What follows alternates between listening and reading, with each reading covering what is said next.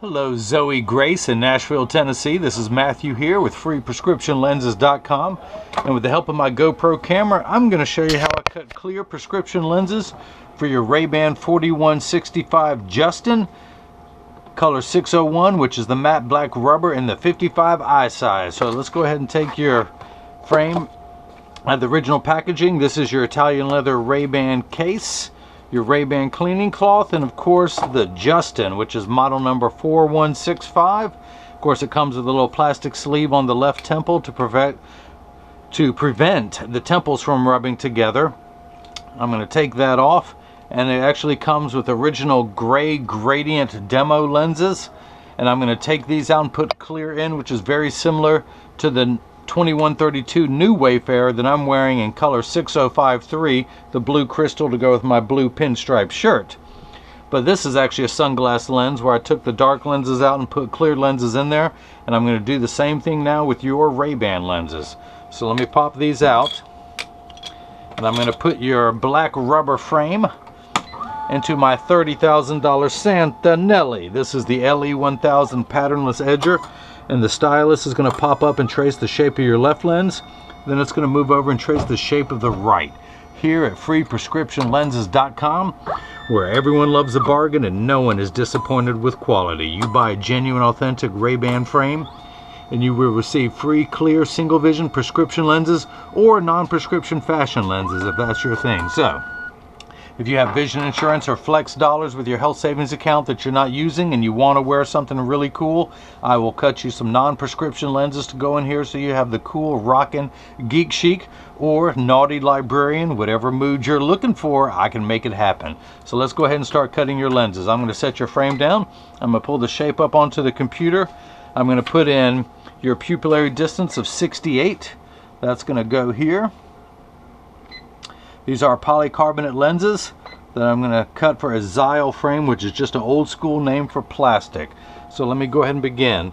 You are actually rare. You have the same prescription in both eyes. You are -75, -175 at 180, -75, -175 at 160. Don't you worry about those last two numbers. These are the actual physical powers of your lenses. So either one of these lenses could be your left or right. So where they stop, no one knows. This will be your right lens. I'm going to take it out of the protective sleeve.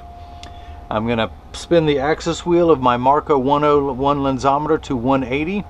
I'm going to put your lens into, I got to put the power on -75. So I'm going to put the power drum there, put your lens in, rotate it until the sphere power comes in clearly. Check your astigmatism correction. That lines up perfectly, and now I'm going to put 3 dots on your lenses, which may be too light for you to see, so I'm going to darken these up for you. And this is the right lens, so I'm going to put an R there. Let's do the same thing for your left lens. Take it out of its protective sleeve. Now the axis is 160, so I'm going to spin the axis wheel to 160. Hopefully you can see that through the little magnifier there. I'm going to put your lens in, rotate it until the sphere power comes in clearly. This would be a good time for you to observe how much dust is on top of my old equipment here. But old is good. This thing keeps working. So I'm going to put 3 more dots on these lenses. 1, 2, and 3, and that is the left lens. So this is a block. This is what's going to hold your lens in place while it is cutting. I need to attach this to your lens, so I'm going to use a double-sided adhesive sticker. I'm going to put the block in my blocker. Wouldn't you know that 3M, the same people who make Post-it notes, make a double-sided adhesive sticker. The black side is the sticky side. I'm going to stick that against the block, pull the tape away to make my side sticky. And what I'm looking into is just like the crosshairs of a scope. I have a vertical meridian and a horizontal one, and I want to get those 3 dots on the horizontal line, and then I want the vertical meridian to go right through the optical center. So we have them lined up this way and this way. I'm going to do the same thing for your left lens now. I'm going to take a block that already has the sticker on there, pull the tape away on my side, get everything lined up perfectly, and then attach that to the lens. So I'm going to put your right lens into the chuck, or as I like to say, the Charles, because I just don't know the machine well enough to call it chuck. But the first thing that's going to happen after my bad humor is the calipers are going to come down, and they're going to trace the shape of the right lens onto your lens to make sure this lens is large enough to fit. And starting with the rear surface closest to your eyelashes, which is the concave side of the lens, and then it's going to move forward and trace the front surface of the lens, which is the convex side of the lens, all the while measuring the thickness of the lens at every point around it to know where to place the bevel so it fits best inside the frame. The actual cutting wheel is down here on the bottom left. It's that lighter color wheel that's going to act like a heavy grit sandpaper to grind away your unbreakable lens material. And this wheel in the center with that channel, that's what's going to put the knife-like bevel so it fits inside the frame. I will have to close the door in a moment due to the sound. What I just want you to see is your unbreakable lens touches down onto the cutting wheel. Now your lenses are made out of polycarbonate if you like the, I was into the whole brevity thing there. But polycarb is 40% thinner and lighter than regular plastic. It is virtually unbreakable. It also happens to be bulletproof up to 22 caliber and has both UVA and UVB protection built into the lens. We know what the sun's harmful ultraviolet rays can do to your skin from overexposure, where your eyes are 8 times more sensitive than your skin, so you have permanent sunscreen for your eyes.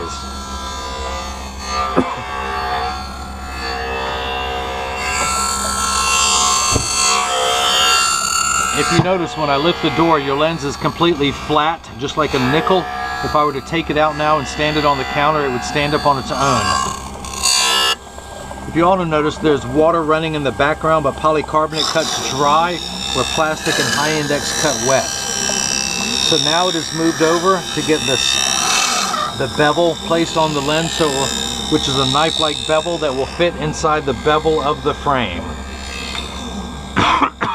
Excuse me, I have a tickle. Do I have a bottle of water around here?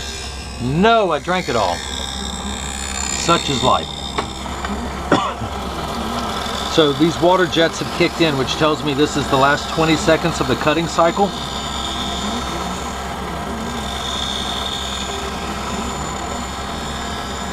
Now this frame sells for $115, and of course clear single vision lenses are free. You can upgrade to transition lenses that will turn dark when you go outside, or an anti-glare coating to eliminate glare when driving at night if that bothers you. But you're always going to get free premium high quality prescription lenses for free with me. If you already own the frame, you can buy the lenses from me and I'll send them right to your home, and during the video I'll show you how to pop them in. I want to dry your lens off, and I joke around and say, like me, your lenses have some rough edges. So I'm going to use my hand stone, which happens to be completely flat. I can put my finger on it while it's running, and my finger gets warm due to the friction. But it's that friction that's going to allow me to apply what's known as the safety bevel. And for lack of better words, I have just melted those rough edges, and what I'm peeling off is called Schwarf. I do this so much that I've worn a V-shaped bevel into my thumbnail. That's why I can't have a nice right thumbnail. But once it's all off your lens and on the counter, I carefully and responsibly collect it neatly into one pile, and then I wipe it on the floor. Why? Because the clown gets to have fun while he's at work too. That's what I say. So let's go ahead and get your lens mounted. I'm going to tuck it in at the outside corner, and then using my thumbs I press down at the nose, and it's still a little bit big. In fact, it's a whole lot big, so I'm going to take it down 1/4 millimeter, and I'm going to hit the retouch button. There's the golden rule: you can always cut more off of a lens, you can never add it back on there. So I start a little large and work my way down till it fits in there perfectly. The reason why I do that, I don't want to force it in there because it would cause your frame to stretch, and after a time it would also do something that we in the business called roll. If you imagine your frame acting like a gutter, which is almost the same shape, if it was too large it would cause your frame to roll outward with all the force that the lens is applying all the way around, and it's just a bad cosmetic appearance. But because I'm a one-man show and I cut every single lens that goes out of here, it's going to be cut perfectly. You want a perfectionist like me to cut your lenses. Now, for all my American friends who have no clue what a millimeter is, it is the distance between my thumbnails. I'm going to take 1/4 of that distance off until your lens snaps into the frame perfectly.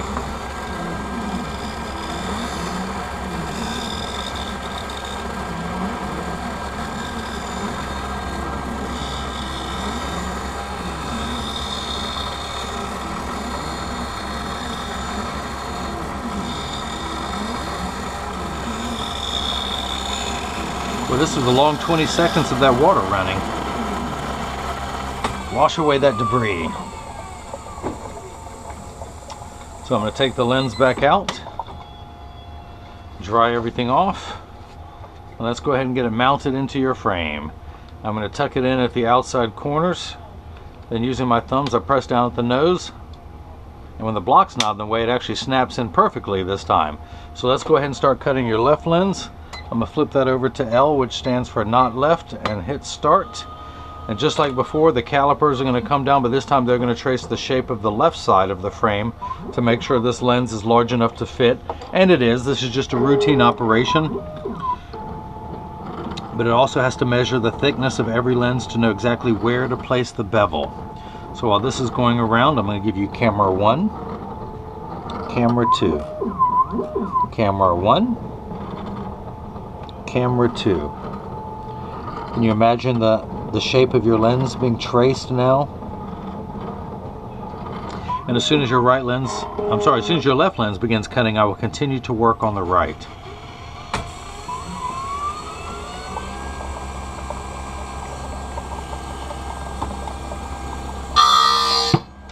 So this block is no longer needed. I'm going to take that off. I'm going to pull that sticker off, dry your lens off, and the 3 dots are still there, although this one in the center is the only one that matters to me now. I'm going to spin the axis wheel back to 180, put your lens in. I'm going to put that red dot in front of my viewfinder, and I'm getting -75. Everything lines up perfectly. I'm going to check your astigmatism, and I end up with -250, which is exactly halfway between 2 and 3. Your prescription reads -75, -175 at 180. Your left, same thing, -75, -175, but this time at 160. You've heard of ounces, gallons, and pounds, where the unit of measurement in the optical world is called a diopter and goes in quarter increments starting at 0, also known as plano, which is non-prescription, and going up from there, 0.25, 0.75, 0.1, 0.1 1/4, and so on.